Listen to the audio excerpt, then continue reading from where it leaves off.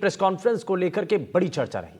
वक्फ board संशोधन bill के मुद्दे पर जब जयपुर में प्रदेश बीजेपी कार्यालय के अंदर कृषि और आपदा राहत मंत्री doctor Kirori Lal Meena press conference करने के लिए पहुंचे तो वहां पर प्रदेशाध्यक्ष की अनुमति से देश के बड़े मुद्दों पर उन्होंने बोलने के लिए कहा। किरोड़ी लाल मीणा ने गंभीर आरोप लगाया कि कई प्रभावशाली लोगों ने वक्फ की बेशकीमती जमीन, ट्रस्ट और मंदिर माफी की जमीनों को बेच दिया। उन्होंने कहा कि कांग्रेस के कुछ नेता लोगों को गुमराह कर भड़का रहे हैं और इशारे पर यह सब कुछ हो रहा है। एक क्यूआर कोड जारी कर समाज विशेष को भड़काया जा रहा है। इन्होंने पीएम मोदी के खिलाफ मुहिम चला दी है और किरोड़ी लाल मीणा ने कहा कि all India Muslim personal law board के राष्ट्रीय महासचिव फजल उर रहीम, उनके भाई जिया उर रहीम और कांग्रेस पार्टी के गहरे संबंध हैं। देश का माहौल बिगाड़ने पर फजल उर रहीम उतारू हैं। फर्जी दस्तावेजों के आधार पर वक्फ, ट्रस्ट और मंदिरों की जमीन को बेचकर समुदाय विशेष की कॉलोनियां बसा दी गई। कांग्रेस के राष्ट्रीय अध्यक्ष मल्लिकार्जुन खड़गे, मुख्यमंत्री सिद्धारमैया, राजस्थान के पूर्व मुख्यमंत्री अशोक गहलोत, पूर्व मंत्री सलमान खुर्शीद, एनसीपी के शरद पवार, तमिलनाडु के सीएम स्टालिन, कई लोगों से मिलकर के पीएम नरेंद्र मोदी के खिलाफ अभियान चलाया जा रहा है जिससे देश में अशांति और अस्थिरता फैल जाए। उन्होंने आरोप यह भी लगाया कि निजी ट्रस्टों में देश विदेश से, विशेषकर खाड़ी देशों से अवैध धन प्राप्त कर देश विरोधी गतिविधियों में लगाया जा रहा है। साल 2005 से फर्जी इकरारनामों के जरिए जामिया हिदायत ट्रस्ट जयपुर और मौलाना अब्दुल रहीम एजुकेशनल ट्रस्ट की जयपुर और अहमदाबाद में स्थित 18 से 20 बीघा जमीन करोड़ों रुपए में बेचकर इन जमीनों पर समुदाय विशेष की अवैध कॉलोनियां बसा दी गई। मुंबई में आदिवासियों की जमीन बेचकर करोड़ों रुपए अर्जित किए गए। जामिया हिदायत ट्रस्ट की जमीनों के फर्जी दस्तावेजों से किए अभियान के संबंध में फजल उर रहीम, जिया उर रहीम और बाकी लोगों के खिलाफ जयपुर के जयसिंहपुरा खोर थाने में कई धाराओं के तहत मामला दर्ज तक है। ये सभी एफआईआर पुलिस ने खुद दर्ज नहीं किए हैं बल्कि कोर्ट में इस्तगासे के जरिए दर्ज कराई गई हैं। अब इससे लगता है कि इनका पुलिस पर जबरदस्त प्रभाव है। आरोपी राजनीतिक रसूख का इस्तेमाल कर क्षेत्रीय थाने को मैनेज कर खुद पर कोई कार्रवाई नहीं होने देते। हौसला इतना बढ़ गया कि सुप्रीम कोर्ट के स्टे के बावजूद जामिया हिदायत ट्रस्ट, वक्फ और सरकारी भूमि को बेच दिया गया। किरोड़ी लाल मीणा ने कहा कि जयपुर के आमेर और किशनपुरा में 900 बीघा जमीन पर अवैध कब्जा कर वहां पर समुदाय विशेष के लोगों को बसा दिया गया। अब जरा बहुत सारे जो आरोप लगाए गए और जिस जमीन का जिक्र किया जा रहा है, कहा जा रहा है कि उसकी जो जांच है वो ईडी, सीबीआई, एनआईए और एसओजी से कराई जाए। तो ये सब कुछ इस दौरान किरोड़ी लाल मीणा ने कहा। इस दौरान प्रेस कॉन्फ्रेंस में किरोड़ी लाल मीणा ने और क्या कहा है और क्या आरोप लगाए हैं, जरा वो भी आपको सुनवाते हैं। प्रॉपर्टी किसी की निजी संपत्ति नहीं बन जाए और उन्होंने कानून में परिवर्तन करने की सिफारिश की। ऐसे ही 2008 में एक राज्यसभा की जॉइंट पार्लियामेंट कमेटी बनी थी, उसने भी ये कहा था कि stringent action for unauthorised alienation of work property, उनके खिलाफ सख्त कार्रवाई हो। आपको जानकारी है कि इस जो वक्फ बिल संसद में आने वाला है, इसके लिए एक संगठित गिरोह नाम दिया जाना चाहिए। मुसलमान के वो बड़े नेता जिनकी इस प्रॉपर्टी पर निगाह है, जो इस प्रॉपर्टी को फर्जी कागज बनाकर खुर्द-मुर्द कर रहे हैं और आम मुसलमान को उसका कोई लाभ नहीं मिल रहा। All India Muslim personal law board के राष्ट्रीय महासचिव फजल उर रहीम सबसे बड़े पैरोकार बनकर देश में मुसलमानों को भड़का रहे हैं तथा उनको हिंसा पर उतारू कर रहे हैं। फजल उर रहीम ने इस दृष्टि से कांग्रेस के राष्ट्रीय अध्यक्ष मल्लिकार्जुन खड़गे, मुख्यमंत्री श्री सिद्धारमैया, राजस्थान के पूर्व मुख्यमंत्री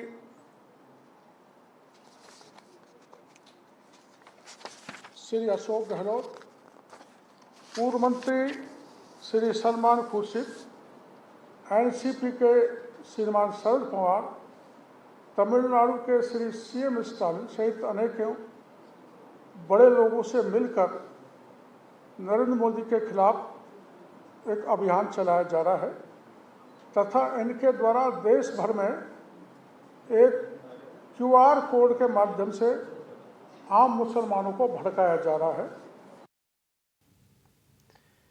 तो इस दौरान कई आरोप लगा दिए गए किरोड़ी लाल मीणा साहब की तरफ से, और इसमें कितनी सच्चाई है, क्या उनके तथ्य हैं, और इसी को लेकर के ज़रा और बारीकी से समझने की कोशिश करते हैं कि राजस्थान के अंदर जिन मुद्दों को उठाया जा रहा है, जिसको आधार बताया जा रहा है, और वक्फ के द्वारा जिन वक्फ कानून में संशोधन को लेकर के जो सवाल उठाए जा रहे हैं, उसमें कितनी गहराई है, कितनी सच्चाई है। इस बीच हमारे साथ एक खास पैनल कार्यक्रम में जुड़ चुका है। जरा सबसे पहले आपको मिलवा देते हैं उनसे। हमारे साथ पूर्व आरपीएस जयपुर से योगेंद्र कुमार जोशी जी कार्यक्रम में जुड़ चुके हैं। सर, बहुत स्वागत है आपका। बीजेपी से प्रवक्ता सुरेश गर्ग जी हमारे साथ कार्यक्रम में है। कांग्रेस पार्टी से प्रवक्ता प्रियदर्शी भटनागर साहब हमारे साथ कार्यक्रम में है। हमारे साथ अजमेर के बार एसोसिएशन के अध्यक्ष चंद्रभान सिंह जी कार्यक्रम में जुड़ चुके हैं। सभी का बहुत स्वागत है। लेकिन शुरुआत में सबसे पहले सुरेश गर्ग जी आपसे ही कर रहा हूं, ये जो आरोप लगाए गए हैं, इन आरोपों को लेकर के बीजेपी का क्या स्टैंड है?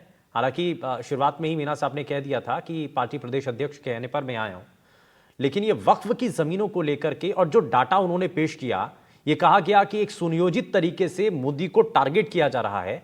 इसके पीछे क्या नजर आ रहा है? शुभेंद्र जी, आप जो कह रहे हो कि भारतीय जनता पार्टी का इसके प्रति, तो भारतीय जनता पार्टी ने ही प्रेस कॉन्फ्रेंस की है। भारतीय जनता पार्टी के नेता ने और एक कैबिनेट मिनिस्टर ने ही प्रेस कॉन्फ्रेंस में भारतीय जनता पार्टी के कहने पे ही प्रेस कॉन्फ्रेंस हुई है। तो जो ये भ्रष्टाचार के आरोप है, ये बिल्कुल सत्य है। आप आज देखिए कि वक्फ बोर्ड के पास में पूरे हिंदुस्तान में 9 लाख वर्ग किलोमीटर की संपत्ति है। दिल्ली के से 3 गुना, दिल्ली की करीबन 2.5 लाख वर्ग किलोमीटर के लगभग की जमीन होगी, उससे 3 गुना संपत्ति वक्फ बोर्ड के पास है। अब बताइए इनके पास वक्फ बोर्ड के पास में कहां से आई? 1947 पे जहां मुश्किल से 1000 वर्ग किलोमीटर की जमीन होगी, वो आज 9 लाख वर्ग किलोमीटर की जमीन हो गई। तो कहीं न कहीं इन्होंने जो भी किसी भी जमीन है, अब आपको एक छोटा सा उदाहरण देता हूं। एक हिंदू भाई था, एक हिंदू भाई ने मुस्लिम भाई ने रिक्वेस्ट की कि भाई आपकी जो बगल में खाली जमीन है, इसमें मुझे नमाज पढ़नी है। उसने कहा कि ठीक है, नमाज पढ़ लीजिए। वो 3 महीने तक उसमें नमाज पढ़ता रहा। 3 महीने बाद में आप शुभेंद्र जी ताजुब करोगे, 3 महीने बाद में उस संपत्ति को वक्फ की संपत्ति मान लिया गया। अब बताइए, वक्फ बोर्ड के अंदर इस तरह से 9 लाख वर्ग किलोमीटर की संपत्ति बना ली। अब ये जो है, ये फजल उर रहमान साहब, ये ऑल इंडिया पर्सनल मुस्लिम लॉ बोर्ड के महासचिव है। इनके कांग्रेस के बड़े बड़े पदाधिकारी, कर्नाटक के मुख्यमंत्री मल्लिकार्जुन खड़गे साहब, और भी जितने भी हिंदुस्तान में जो कांग्रेस के बड़े बड़े नेता है, या तमिलनाडु के मुख्यमंत्री, उनके साथ में इनके बहुत अच्छे रिलेशन है। इनके साथ में फोटोग्राफ भी आप देखेंगे, पाएंगे। इन सबसे मिलके आप देखो कि संपत्तियों को हड़पना और उसमें भ्रष्टाचार करना। अब मैं जयपुर का उदाहरण देता हूं। आमेर के अंदर 900 बीघा जमीन, जो सरकारी जमीन थी, गोचर जमीन थी, मंदिर माफी की जमीन थी, उन जमीनों को एक्वायर करके, उन जमीनों को हड़प करके उसमें मुस्लिम कॉलोनी बनाना, और उस मुस्लिम कॉलोनी के अंदर भी क्या किया? रोहिंग्या मुसलमानों को बचाना, बांग्लादेशी वाले मुसलमानों को बनाना, मिनी पाकिस्तान बनाने की कोशिश करना। ये इनका एजेंडा जो पिछले 5 साल तक राजस्थान में चल रहा था, उसको माननीय किरोड़ी लाल जी जो हमारे कैबिनेट मिनिस्टर है, उन्होंने उजागर किया। ठीक है, लेकिन मैं अगर ये कहूं सर कि इसमें अगर कांग्रेस पार्टी से उनके संबंध है, तो शायद इसीलिए कहीं टारगेट तो नहीं किया जा रहा है। देखिए, हमारा सिर्फ इतना सा है कि यहां पे किसी भी तरीके का अवैध अगर जमीन एक्वायर की जाती है तो उसका विरोध करेंगे। अगर मिनी पाकिस्तान बसाने की कोशिश करेंगे तो उसका विरोध करेंगे। ये पूरा हिंदुस्तान है। हिंदुस्तान को अगर मिनी पाकिस्तान बनाने की कोशिश की तो निश्चित रूप से उसके ऊपर कार्रवाई की होगी। किरोड़ी लाल जी ने भी कहा, हम भी कह रहे हैं कि सीबीआई, एनआईए और ईडी से इनकी इंक्वायरी होनी चाहिए। सभी को समान रूप से रहने का अधिकार है, इसमें मिनी पाकिस्तान की तो बात है नहीं। खैर, मैं थोड़ा सा आगे बढ़ता हूं। मैं इसमें मैं चाहता हूं कि कांग्रेस पार्टी के प्रवक्ता ही आपने जो कहा उस पर रिएक्शन वही दें। प्रियदर्शी भटनागर साहब, जरा बताइए ये रिश्ता क्या कहलाता है? वो ये कह रहे हैं कि कांग्रेस पार्टी के जो बड़े नेता हैं उनके संबंध हैं वक्फ के, कई जो पदाधिकारी हैं उनके साथ, महासचिव का नाम लेकर के वो कह रहे हैं। तो ये जो कोऑर्डिनेशन है या आपकी जो संबंध है पार्टी के नेताओं के, सबसे पहले तो उसको अब उसके बारे में बताइए कि असल में जो आरोप लगाए जा रहे हैं उसमें सच्चाई है या उसका खंडन कर रहे हैं आप? देखिए, मैं बिल्कुल खंडन करता हूं, हम्म। क्योंकि भारतीय जनता पार्टी का सबसे फेवरेट सब्जेक्ट है हिंदू मुसलमान, मंदिर मस्जिद और विभाजन। क्योंकि ये जनता को इन मुद्दों पे ध्यान आकर्षित कर कर बेसिक मुद्दों से भटकाना चाहते हैं। आज आप बता दीजिए, राजस्थान में और पूरे देश में इनकी सरकार है, तो किरोड़ी लाल मीणा जी को क्या अपनी सरकार पे ही विश्वास नहीं है कि वो जो इस प्रकार के प्रेस कॉन्फ्रेंस करके कागज बांटते रहते हैं, उसके अलावा क्या उनको ये पता नहीं है क्या कि वक्फ संशोधन का जो विधेयक है, इसके संदर्भ के अंदर संसद की संयुक्त समिति जेपीसी के पास में मैटर पेंडिंग है।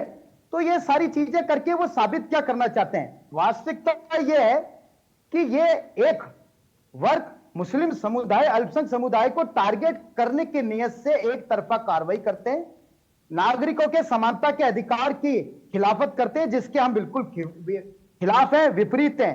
इसीलिए ये कांग्रेस के ऊपर इस तरीके के आरोप लगाते हैं, जो कांग्रेस समानता का और समरूपता की बात करती है, क्योंकि भारतीय जनता पार्टी की विचारधारा बिल्कुल संकीर्ण है और वो एक सूत्रीय कट्टरवाद को लेकर काम करते हैं। आज बताइए, ये जिस तरीके के मामले बोल रहे हैं, तो सरकार इनकी है, आप कार्रवाई कीजिए ना। आपको किसने रोका कार्रवाई करनी चाहिए? आप तथ्यात्मक रूप से काम ही करेंगे, वही काम करने जा रहे हैं, निश्चित रूप से करेंगे, अभी करेंगे। जो पिछले 5 साल तक आपने जो गलत कारनामे किए ना, उनको निश्चित रूप से आप वक्फ संशोधन करके प्रियदर्शी जी, एक भी व्यक्ति को नहीं छोड़ेंगे, एक भी भ्रष्टाचारी को नहीं छोड़ेंगे।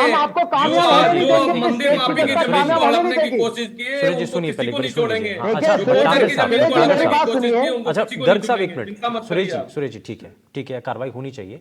लेकिन प्रियदर्शी जी एक चीज बताइए कि अगर ये जो आरोप लगाए जा रहे हैं कि मंदिर की जमीन को हड़प करके दूसरी वहां पर कॉलोनियां बसा दी जाती हैं, जयपुर के अंदर कई जगहों का जिक्र किया गया, वो कह रहे हैं कि उन्होंने एक उदाहरण देकर के कहा 12 कॉलोनी बसाई है शुभेंदु जी। अगर ऐसा है, नहीं छोड़िए, अच्छा सुनिए तो सही, भटनागर साहब सवाल तो सुन लीजिए। अगर ऐसा है और अगर इस तरीके से हुआ है, तो क्या ये सही है या गलत है? बिल्कुल गलत है, बिल्कुल गलत है। कांग्रेस पार्टी कभी भी इस चीज का फेवर नहीं लेती है। लेकिन आज आप बताइए, ये आरोप लगा रहे हैं, लेकिन क्या राजस्थान में बीजेपी सरकार का, किरोड़ी लाल मीणा जी का, क्या इनका दायित्व नहीं है कि अपनी बात की सत्यता साबित करें, या सिर्फ आरोप लगा के एक वर्ग विशेष को ठगते रहेंगे, उसके ऊपर अत्याचार करते रहेंगे, एक नकारात्मक माहौल तैयार करते रहेंगे? सरकार आपकी है, 10 महीने हो गए राजस्थान में आपकी। आप मेरी बात बताइए गर्ग साहब, 10 महीने से क्या आप सो रहे हो?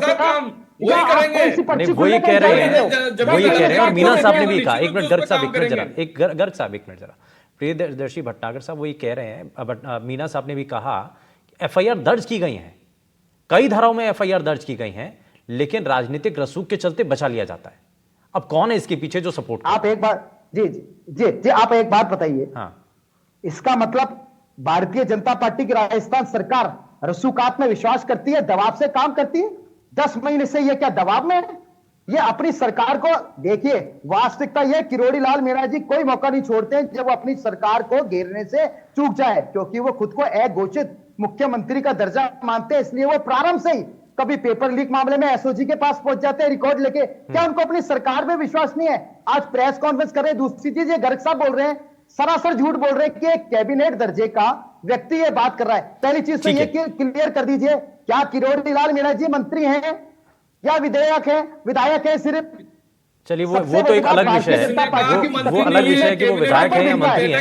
विधायक रहकर के मंत्री बनेंगे खैर, लेकिन उनसे हमने भी ये सवाल पूछा था कि भाई आप, ठीक है वो अलग विषय है, ये झूठ बोलते हैं, ये असत्य कथन करते हैं। ठीक है, मैं अब जरा इसमें योगेंद्र सर को जोड़ लेता हूं। ये योगेंद्र कुमार जोशी जी भी हमारे साथ कार्यक्रम में बने हुए हैं। सर एक चीज बताइए कि क्या ऐसा संभव है कि किसी इलाके के अंदर जो आरोप बीजेपी के नेता लगा रहे हैं, प्रवक्ता सुरेश गर्ग यहाँ बैठ करके कह रहे हैं कि भाई कोई एक ज़मीन है, वहाँ पर आकर के कोई और वक्फ की ज़मीन आकर के उसको घोषित कर देता है और उसके बाद वहाँ पर कॉलोनियाँ बना ली जाती हैं, तो क्या ऐसा संभव है और क्या ऐसा हुआ है? आपकी नज़र में है क्या ऐसा? देखिए शुभेंदु जी, भारत आजाद हुआ ना, तब से तुष्टीकरण चल रहा है देश के अंदर, चाहे वो हिंदू हो चाहे मुसलमान। राजनीतिक पार्टियां जो हैं ये उनका लाभ उठाती हैं। अब बात रहा वक्फ बोर्ड का, तो पूरे मुस्लिम देश या पूरे वर्ल्ड में ये वक्फ बोर्ड कहीं नहीं है जो इंडिया में। और आप देखिए इसकी असीमित अधिकार दिए हुए हैं इनको, वक्फ बोर्ड को, कि अगर वक्फ बोर्ड जहां भी अपने बोर्ड लगा देगा उसके लिए दूसरा पक्ष कोई भी हो चाहे वो चैलेंज नहीं कर सकता। और चैलेंज भी कहां करेगा? वक्फ बोर्ड में ही चैलेंज कर सकता है जिसके अंदर वहीं के लोग शामिल होते हैं। तो इस तरह की चीजें न्यूज में भी मैंने देखी है। सन 1954 में जब से ये वक्फ अधिनियम लागू हुआ है, जब से इन्होंने क्या किया है, वोटों की राजनीति करते हुए सन 1995, सन 2013 इसके अंदर इनमें परिवर्तन किए, और परिवर्तन ऐसे किए हैं जिसमें दूसरे व्यक्ति के हाथ बांध दिए। मैं ये कह रहा हूं आपको कि जयपुर के अंदर जाइए, एमआई रोड के पीछे की जगह है जालूपुरा। उस जालूपुरा में जब मैं इंचार्ज था 2001 में, तो निकलने की जगह नहीं थी। फिर क्या हुआ, वहां पर पूरा अतिक्रमण हटाया, साफ किया, और आप ये देखेंगे कि ऐसी जगह खुली हुई देखी मैंने जीवन में पहली बार, कि उसमें जो अतिक्रमण हो रहे थे वो हटाए गए। अब क्या हो रहा है, अतिक्रमण हटाने के बाद में वहां पर वक्फ बोर्ड के लगा दी गई, तो अब उस संपत्ति का निर्णय कौन करेगा? तो यानी कि पहले आप ये कहना चाह रहे हैं कि प्रशासन ने वहां पर अतिक्रमण को हटा लिया, लेकिन वक्फ ने अपना वापस से बोर्ड लगा दिया वहां।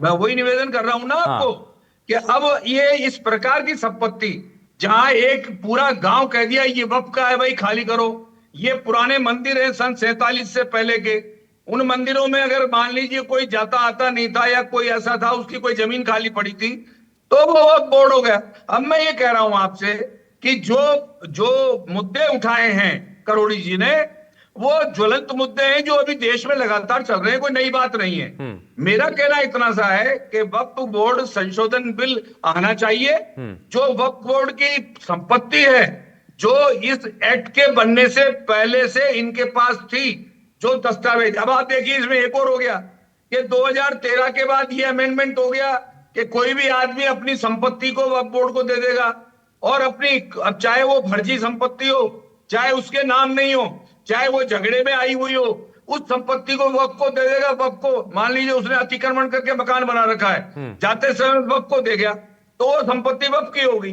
तो अब क्या है, जो एक्ट बना है ये एक्ट आवश्यक है। इस प्रकार की चीजें जब तक बंद नहीं होंगी, ये राजनीतिक पार्टियां अपना उद्देश्य की पूर्ति के लिए, वोटों की राजनीति के लिए, यानी कि सन 47 में देखिए आप, जब पाकिस्तान बन गया उसके बाद भी उनको वीएटीएन करने के लिए 50 करोड़ रुपए दिए गए। भाई आप शुरू से ही इस प्रकार की जो नीति कर रहे हैं तुष्टीकरण की, ये कब तक जारी रहेगी? मेरा आपके चैनल के माध्यम से निवेदन है कि ये धार्मिक, राजनीतिक और जाति के संबंध की चर्चाएं इन लोगों को राजनीतिक प्लेटफॉर्म पे करना बंद करा देना चाहिए, और नियम और कानून के माध्यम से देश चलना चाहिए। बिल्कुल बिल्कुल सर, मैं वापस लौटता हूं। हमारे साथ चंद्रभान सिंह जी भी कार्यक्रम में बने हुए हैं। चंद्रभान जी, एक उदाहरण दिया बीजेपी के प्रवक्ता ने, सुरेश जी ने, कि साथ के एक प्लॉट में जाकर के नमाज पढ़ने के लिए अगर अनुमति दे दी तो उसके कुछ महीने बाद वहां पर वो वक्फ की जमीन हो गई। क्या कानूनी तौर पर, और जिसका हवाला भी दे रहे हैं हमारे साथ जोशी सर भी हैं, तो उन्होंने भी बताया कि ऐसा कई जगहों पर हुआ भी है और जयपुर के अंदर भी कई ऐसी जगह हैं, तो क्या कानून संबद्ध ऐसी चीजें हैं और वक्फ का नियम कहता क्या है अभी तक का?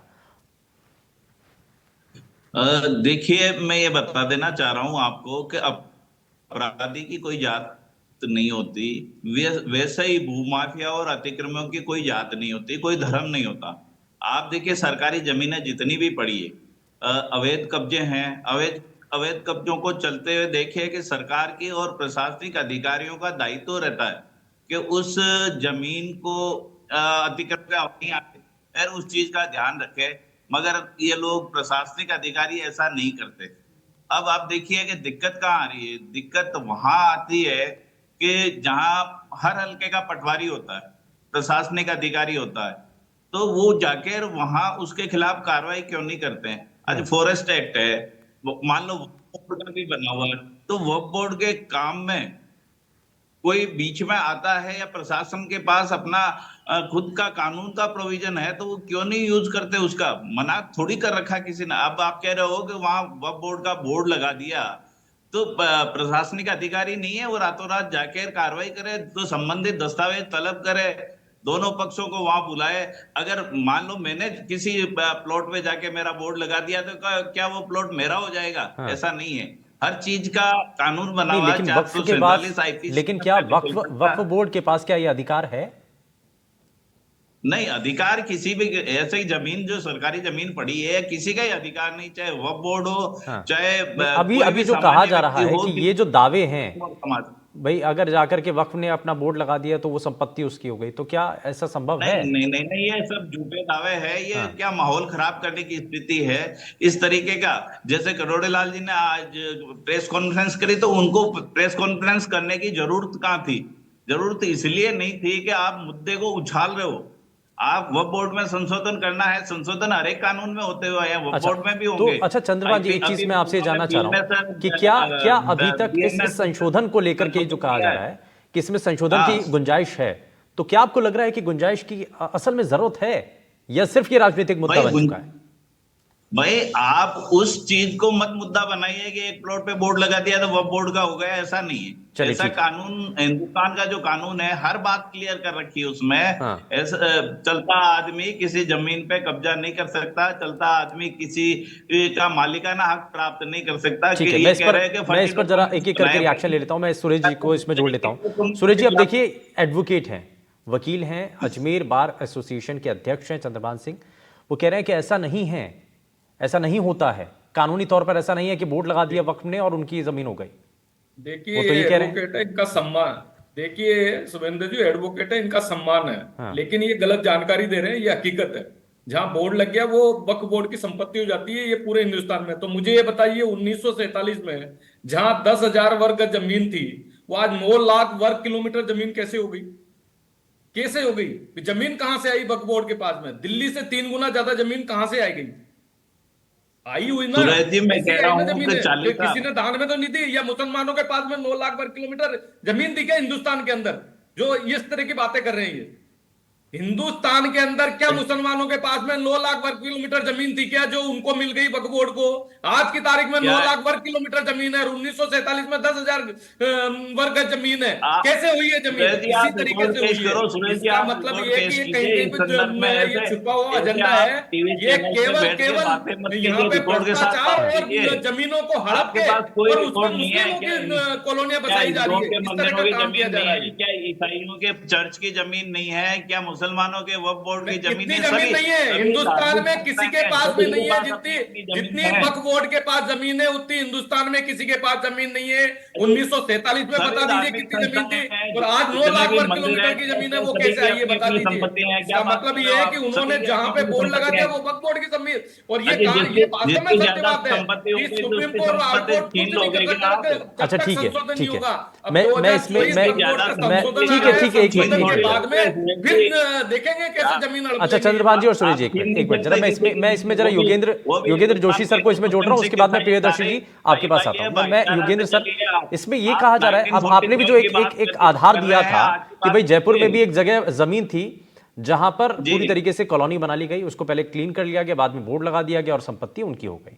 लेकिन वकील साहब तो कह रहे हैं कि नहीं, ऐसा कानूनी तौर पर तो ऐसा नहीं होता है, आप उसको क्लेम करें, आप उसमें लड़ाई करें, मतलब ऐसा देखिए कुछ नहीं है। शुभेंदु जी, 8,65,644 संपत्तियां ये वक्फ के पास है। अब आप सन 1947 को और आपको देख लीजिए, क्या इतनी संपत्तियां वक्फ के पास हो सकती हैं? नंबर 2, अभी जहां का मैंने नाम लिया जालूपुरा में, वहां पर स्टेट टाइम के क्वार्टर बने हुए थे, जो गवर्नमेंट हॉस्टल के सामने वाली जगह। गवर्नमेंट हॉस्टल कब का बना हुआ है? और उसके सामने जो क्वार्टर बने हुए हैं, जहां थाना बना हुआ है, वो जो प्रॉपर्टियां बनी हुई हैं पूरी, जो वहां रहने वाले थे, वो प्रॉपर्टियां क्या वक्फ बोर्ड की है? जो उनको वहां से तोड़ने के बाद में वक्फ बोर्ड वालों ने अपने कब्जा कर ले के साहब हमारा इलाका है, ये तो वक्फ का था। चाहे वहां संपत्ति आप देखिए, वहां मेरे समझ में करीब 20-25 से ज्यादा सरकारी ऑफिसर्स के क्वार्टर्स बने हुए थे पुराने। हाँ। अब वो उन जगह पर भी अगर ये अपना दावा निश्चित कर लेते हैं, हाँ। मैं समझता हूं, देखिए ठीक है, वक्फ के कानून में ये प्रावधान है, आप चाहे कुछ भी कर लें, उसके कानून में प्रावधान के अनुसार उनका हक पहले माना जाता है, ये ठीक है। माना गया है कानून में। ठीक है सर, जितने भी ठीक अब है। तक अमेंडमेंट हुए, कानून बने, ये क्योंकि माना जाता है। ये समझना बड़ा अब जरूरी है, राज्यसभा ये समझना उसी बड़ा चीज को जरूरी है कि हमारी अगर बात को कहीं सुने, पर कोई कोई साधारण इंसान की जमीन की बात कोई सुने, हाँ। इसीलिए तो इन्होंने उसमें प्राइवेट आदमी लगाया है, इसीलिए तो कलेक्टर को ठीक बिठाया है। है। मैं जरा पटवारी इसमें, क्योंकि ये गिरदावर समझना को बड़ा जरूरी है ये सर, लोग जोशी सर। मिलकर के ये अतिक्रमण करवा देते हैं। हाँ। वो अतिक्रमण तभी रुकेंगे जब कानून में परिवर्तन होकर के परिवर्तन होगा। कलेक्टर उस चीज लेकिन को एक देखेगा। नया हमने ट्रेंड देखा है, हमने कई जगहों पर धार्मिक स्थलों के बाहर हमने देखा कि क्यूआर कोड लेकर के छोटे बच्चे और लोग जो हैं वहां पर खड़े होते हैं, उसको स्कैन करके एक अपना सजेशन भेजा जाता है। मैं भटनागर साहब आपसे इस पर एक जानकारी लेना चाह रहा हूं कि कांग्रेस पार्टी का इस पर स्टैंड क्या है। अगर समाज के ज्यादातर लोग ये कह रहे हैं कि भाई इसमें संशोधन होने की जरूरत है, तो इसमें कांग्रेस को आपत्ति क्या है और कांग्रेस का स्टैंड क्या रहेगा फिर?